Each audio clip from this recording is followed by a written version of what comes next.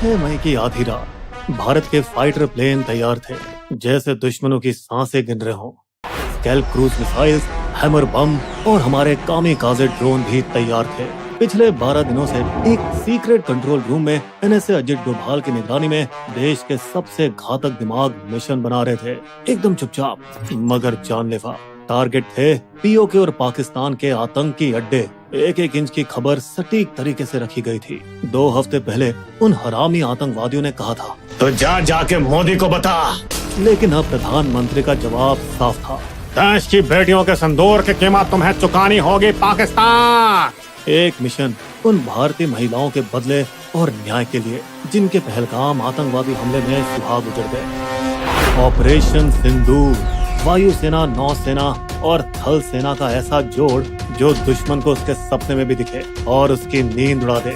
मई रात 1 बजे से 1:30 बजे के बीच हमारे लड़ाकू विमान और ड्रोन ने 24 हमले किए और आतंकवादी संगठनों LET, जैश और हिजबुल मुजाहिदीन के 9 ठिकानों को तबाह कर डाला। 4 पाकिस्तान में और 5 POK में। 70 ढेर, 60 घायल, धुआं कर दिए सारे ख्वाब इनके। इनमें सबसे बड़ा हमला था बहावलपुर में मरकज सुभान अल्लाह कैंप, जो जैश ए मोहम्मद का मुख्यालय भी था। वही संगठन जिसने 2019 पुलवामा हमले को अंजाम दिया था। इसके साथ ही अब्दुल रऊफ अजहर, मसूद अजहर का भाई, जिसने IC 814 हाईजैकिंग प्लान किया था, भारत के मोस्ट वांटेड आतंकवादियों में से एक, वो भी इसमें जहन्नुम चला गया। साथ ही मसूद अजहर के घर में उसके परिवार के 10 सदस्य और 4 करीबी सहयोगी भी ऊपर निकल लिए। फिर LET मुख्यालय मुरीद के, जहां 26/11 मुंबई हमले के दोषी अजमल कसाब और डेविड हेडली की ट्रेनिंग हुई थी, वो भी नस्तनाबूद कर दिए गए। मुजफ्फराबाद POK में शवाई नल्ला कैंप, एक LET ट्रेनिंग सेंटर, जिनका पहलगाम हमले और 2024 में पहले के सोनमर्ग और गुलमर्ग हमलों में हाथ था, तबाह कर दिए गए। इसके साथ ही साथ ध्वस्त हो गया मरकज अब्बास, जो कि LOC से 13 किलोमीटर दूर था। इस LET कैंप में फिदाइन सुसाइड बॉम्बर्स को ट्रेनिंग दी जाती थी। अगली सुबह 7 मई 10 बजे ऑपरेशन सिंदूर नाम को आगे बढ़ाते हुए 2 महिला अधिकारियों, IAF wing commander Vyomika Singh और सेना की कर्नल सोफिया कुरैशी ने मीडिया को जानकारी दी, हिंदू मुस्लिम एकता की मिसाल देते हुए। हमारी कर्नल सोफिया अकेली शेरनी थी, जिन्होंने फोर्स 18 में भारत की कमांड संभाल रखी थी, जहां बाकी देशों की फौज मर्द चला रहे थे। वही नवंबर 2020 में विंग कमांडर व्योमिका सिंह ने अरुणाचल में एक जानलेवा रेस्क्यू मिशन को लीड किया, जहां मौसम बेरहम था और ऊंचाइयों से भरा था। फिर भी सब झेलते हुए उन्होंने वहां काम किया। दोस्तों, आपको बता दें, उरी के बाद 12 दिन में स्ट्राइक हुई थी। पुलवामा के बाद भी 12 दिन में बालाकोट को उड़ाया गया था और अब पहलगाम के 14 दिन बाद आया ऑपरेशन सिंदूर, अब तक की सबसे बड़ी और घातक स्ट्राइक। दोस्तों, पाकिस्तान बौखला गया है। उसके इंटरनेट के जोकरों ने अफवाह उड़ाई है, राफेल गिरा दिया, इंडियन आर्मी बेस तबाह हो गया। पर दोस्तों, PIB ने 2-2 कह दिया है, सब फर्जी है, झूठ का पुलिंदा है। और अटैक के सिर्फ 1 घंटे बाद ही पाक आर्मी ने LOC पार से कायराना बमबारी शुरू कर दी, जिसमें उनकी बौखलाहट नजर आ गई। दुर्भाग्य से बॉर्डर के गांव में 15 मासूम भारतीय मारे गए, जिनमें 4 छोटे छोटे बच्चे भी थे और एक जवान भी शहीद हुआ। तो कहीं ना कहीं ऑपरेशन की कीमत दोस्तों हमें भी चुकानी पड़ी। यहाँ सबसे बड़ी बात ये थी कि IAF ने पूरा ऑपरेशन पाकिस्तानी एयर स्पेस में घुसे बिना कर दिया, क्योंकि स्कैल्प मिसाइल की रेंज 250 किलोमीटर से ऊपर है, वहीं हैमर की रेंज 50 से 70 किलोमीटर है।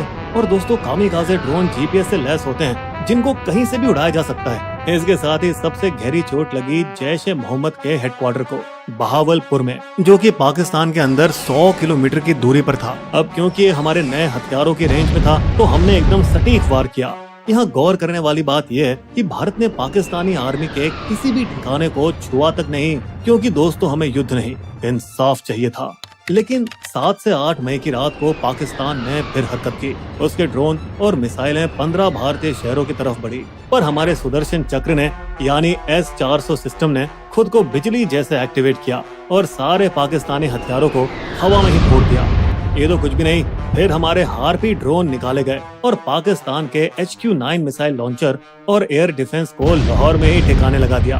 दोस्तों, बता दें कि 8 मई की रात को भी पाकिस्तान ने सस्ते हमास स्टाइल रॉकेट हमले करने की कोशिश की थी जम्मू, पंजाब, राजस्थान के भारतीय आर्मी ठिकानों पर, मगर फिर से इंडिया ने उनका गेम ओवर करके दिखा दिया। तो दोस्तों, पिछले 2 हफ्तों में भारत ने पाकिस्तान पर लगातार दबाव कैसे बनाए रखा, आतंकवादियों की फुल प्लानिंग बेनकाब कैसे की और ऐसा क्या हुआ जिससे हमारी सुरक्षा में सेंध लग पाई, भारत ने आखिर ऐसे क्या ठोस कदम उठाए और कैसे पहलगाम दोषियों को उनके छिपे हुए बिलों से निकाल निकाल कर भगाया गया। दोस्तों, हमारा पहलगाम पार्ट 2 इन्हीं सवालों का जवाब देगा। तो पहलगाम हमले के कुछ घंटे बाद ही मामला बिगड़ने लगा और आईएएफ ने राफेल जेट के साथ आक्रमण की तैयारियां शुरू कर दी। वहीं नौसेना के आईएनएस सूरत ने एक सफल सरफेस टू एयर मिसाइल का टेस्ट किया। इस सब की वजह से बॉर्डर के उस पार पाकिस्तान के पसीने छूटने लगे थे और उन्होंने पूरी फौज को अलर्ट कर अरेबियन सी में अपने मिसाइल टेस्ट किए और भारतीय विमानों को ट्रैक करना शुरू किया।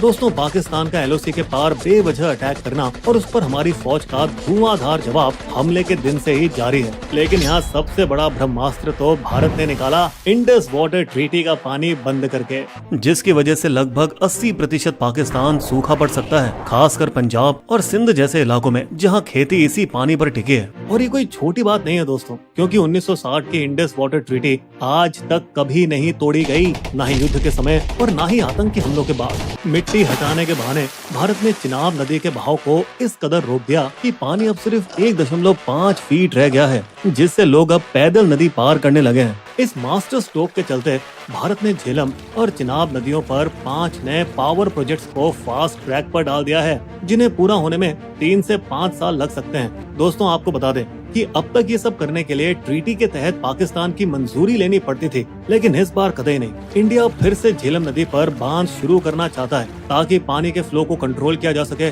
और वो पीओके या पाकिस्तान में अपनी मर्जी से बाढ़ या सूखा ला सके। बता दें कि भारत में रह रहे पाकिस्तानियों को वापस घर भेज दिया गया है और बाघा अटारी बॉर्डर भी सील कर दिया गया है। इतना सख्त रवैया अपनाया गया है कि एक सीआरपीएफ जवान को बर्खास्त तक कर दिया गया जब उसने एक पाकिस्तानी महिला से शादी की बात को छुपाया था। दिल्ली में पाकिस्तानी एम्बेसी में जो भी फौजी अफसर थे, सबको वापस भेज दिया गया और भारत ने अपने 25 अफसर भी इस्लामाबाद वाली एम्बेसी से वापस बुला लिए। इस पर पाकिस्तान ने अपना एयर स्पेस बंद कर दिया और भारत ने भी यही कदम उठाया, मगर इससे भारतीय एयरलाइनों को हर महीने 300 करोड़ का एक्स्ट्रा खर्च आएगा, क्योंकि अब उसे पाकिस्तान के आसपास से अपनी उड़ानों को मोड़ना पड़ेगा। लेकिन 2019 में पुलवामा के बाद भी उन्होंने 700 करोड़ रुपए का नुकसान उठाया था, फिर भी उन्होंने राष्ट्रीय हित में ये नुकसान हंसकर झेला था। व्यापार को बंद करने के साथ ही भारत ने पाकिस्तान के साथ सभी इंपोर्ट और एक्सपोर्ट पर रोक लगा दी है। और अब क्योंकि भारत पाकिस्तान को दवाइयां बनाने का 60% कच्चा माल और जरूरी केमिकल सप्लाई करता था, इसीलिए अब पाकिस्तानियों की वाट लगने वाली है, क्योंकि अब वहाँ दवाइयों की कीमत 10 गुना तक बढ़ जाएगी। इसके बदले में पाकिस्तान ने 1972 का शिमला समझौता होल्ड पर रख दिया है। वो समझौता ही इतना मजाकिया है, जैसे पाकिस्तान का दावा है कि वो आतंकवाद को सपोर्ट नहीं करता। इस तरफ भारत लगातार अमेरिका, चीन, रूस, यहाँ तक कि सऊदी अरब और यूएई पर दबाव डालने की कोशिश कर रहा है ताकि वे पाकिस्तान को हथियार और पैसे देना बंद करें और उसे दुनिया के सामने एकदम अलग थलग कर दें। इन सब चीजों ने पाकिस्तान में इतनी खलबली मचा दी है कि हाफिज सईद के घर के बाहर सुरक्षा बढ़ा दी गई है और स्पेशल सर्विस ग्रुप के कमांडो को तैनात कर दिया गया है। दोस्तों, बता दें कि पीओके पहले ही कई दिनों से इमरजेंसी में था, जहां 1000 से ज्यादा मदरसे सावधानी के तौर पर बंद कर दिए गए थे। वहीं चकोटी जैसे गांव में, जो सीमा से सिर्फ 3 किलोमीटर दूर है, वहां माता पिता बच्चों को अंदर बंकरों में डालकर उन्हें मजबूत किया जा रहा था। और इन सब के बीच हमारी एनआईए ने पूरा जोर लगा रखा है अपनी डिजिटल जासूसी से आतंकियों के मुजफ्फराबाद और कराची के खुफिया अड्डे ट्रैक किए हैं और खुलासा किया है कि कैसे टीआरएफ के मास्टरमाइंड कसूरी ने 2 लोकल कश्मीरी, अनंतनाग से आदिल ठोकर, जिन्हें लीडर बनाया, और सोपोर के आसिफ शेख को उसका साथी। दोस्तों, इनकी कहानी कुछ इस तरह है कि 10 साल पहले ठोकर बस एक पार्ट टाइम स्कूल टीचर था, लेकिन जब उसने मारे गए आतंकियों के जनाजे में जाना शुरू किया, वहीं से उसकी आंखों में जन्नत का सपना आने लगा। जिहाद में जुड़ जाओ। और बिना किसी को बताए ठोकर लीगल वीजा पे अटारी बॉर्डर क्रॉस करके पाकिस्तान चला गया और वहाँ जिहाद और हथियारों की ट्रेनिंग ली। आतंकी प्लानिंग की शुरुआत हुई थी एलईटी कमांडर फारूक अहमद और हाशिम मूसा के साथ, जो पाकिस्तान सेना के पूर्व कमांडो और हमले में भी शामिल थे। पहलगाम हमले के 8 महीने पहले अक्टूबर 2024 में ठोकर ने ही पाकिस्तानी आतंकी हाशिम मूसा और तलहा को लेटेस्ट हाईटेक हथियार के साथ एलओसी पार कराई गई। फिर उनको जम्मू के पूंछ रजौड़ी सेक्टर के मुश्किल रास्तों से कश्मीर में घुसाने में मदद कराई गई। मुगल रोड के घने जंगलों से वे जंगल के बहुत अंदर जाकर छिप गए। अपने झूठे नाम मूसा और यूनुस के जरिए वे चाइनीज ऐप पे बात करने लगे, ठीक वैसे ही जैसे पुलवामा हमले के दौरान किया गया था। दोस्तों बता दे, पुराने एंटीना वाले मोटे फोन नहीं थे, बल्कि थे लेटेस्ट चाइनीज सैटेलाइट स्मार्टफोन, और इनमें satellite texting, GPS calling, internet जैसे सारे फीचर्स थे जिन्हें ट्रैक करना बेहद ही मुश्किल था, जिनका इस्तेमाल किया गया हमले के दौरान अपने पाकिस्तान में बैठे कायर आकाओं के साथ जुड़े रहने के लिए। जैसे कि कोई कंट्रोल रूम ऑपरेशन चल रहा हो। ये कुछ वैसा ही था जैसे 26/11 मुंबई हमलों में हुआ था। दोस्तों बता दें कि सर्च ऑपरेशन के दौरान आदिल और आसिफ के घर से धमाके का सामान बरामद हुआ था, जिसके बाद उन गद्दारों के घर नष्ट कर दिए गए थे ताकि एक मिसाल कायम की जा सके और युवाओं को पाकिस्तानी आतंकवादियों से जुड़ने से रोका जा सके।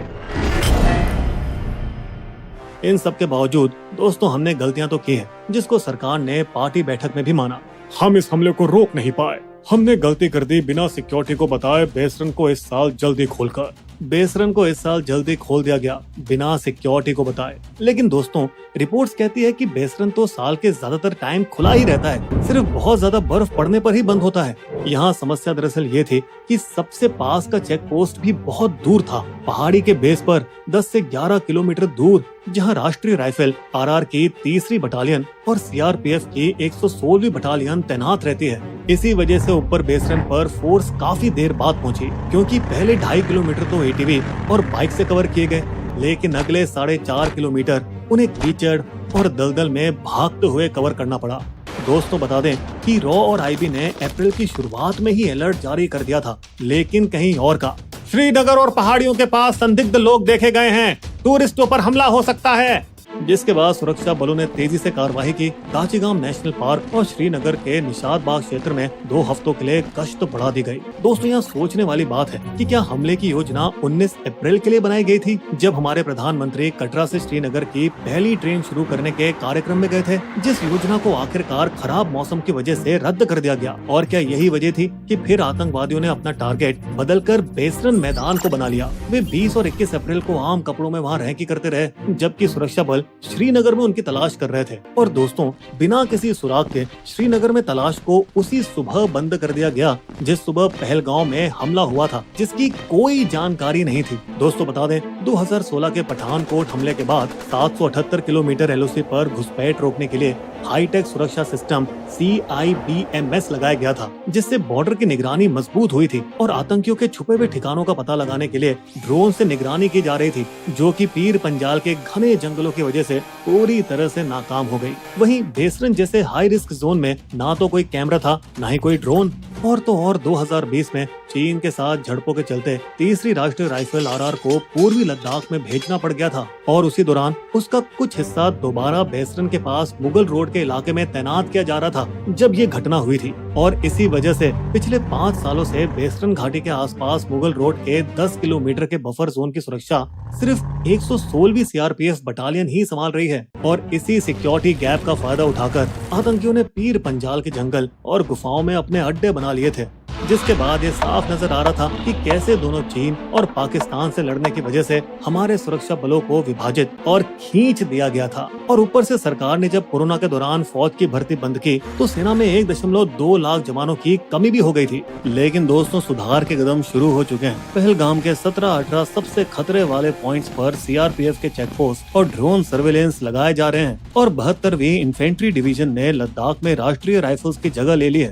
ताकि इसे पूरी तरह से जम्मू में फिर से तैनात किया जा सके, जो कि बढ़िया है, लेकिन थोड़ा लेट है। फिर भी पुराने जमाने की तरह जंगलों में लगातार गश्त और स्थानीय मुखबिरों का होना ही इसका समाधान है, क्योंकि सब कुछ शुरू हुआ एक छोटी सी चोरी से, जब पाकिस्तानी आतंकवादियों ने कुछ टूरिस्ट की लाशों से 2 मोबाइल चुरा लिए थे।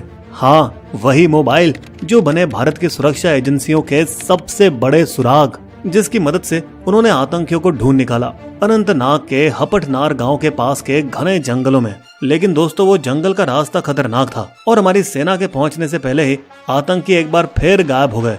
फिर कुछ दिन बाद हमारे सुरक्षा बलों ने उन्हें फिर ढूंढ निकाला और कुलगाम के जंगलों में हुआ एनकाउंटर, लेकिन आतंकी फिर से तूफान के धुएं की तरह गायब हो गए। इस बार खास बात यह थी कि पहले जैसे ये लोग गांव वालों के घर में जबरदस्ती घुसकर खाना खाते थे, अब भूखे आतंकी डिनर टाइम पर घरों में घुसकर जल्दी से रोटी चावल उठाकर भाग जाते हैं, जिससे ये पता चलता है कि कई स्थानीय कश्मीरी इन आतंकवादियों का समर्थन नहीं कर रहे, बल्कि सुरक्षा बलों को जानकारी देने में मदद कर रहे हैं। यहाँ तक कि वे मोमबत्ती लिए आतंकी हमले का विरोध भी कर रहे हैं, जो पहले कभी नहीं हुआ। इंडियन नेवी के लेफ्टिनेंट विनय नरवाल की पत्नी, जिनकी इमेज वायरल हुई थी, वह भी इनके समर्थन में आई।